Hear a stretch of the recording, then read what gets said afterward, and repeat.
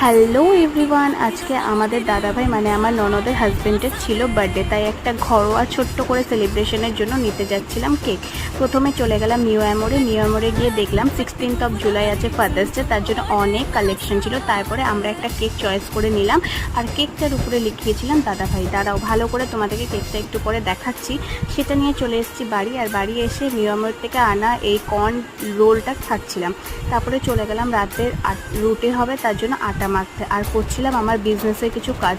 আমার কি বিজনেস আছে সেটা জানার জন্য আমার এফবিটাকে অবশ্যই ফলো করো।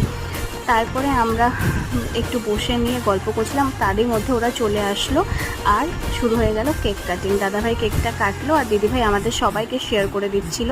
তারপরে কেক খেয়ে রাতের ডিনার করার সময় হয়ে গেছিলো, আর রাতে খাওয়ার কথা ছিল রুটি, কিন্তু আমার হাজব্যান্ড যেহেতু ভাত খাবে, ওর চাপে পড়ে আমাকেও ভাত খেতে হলো।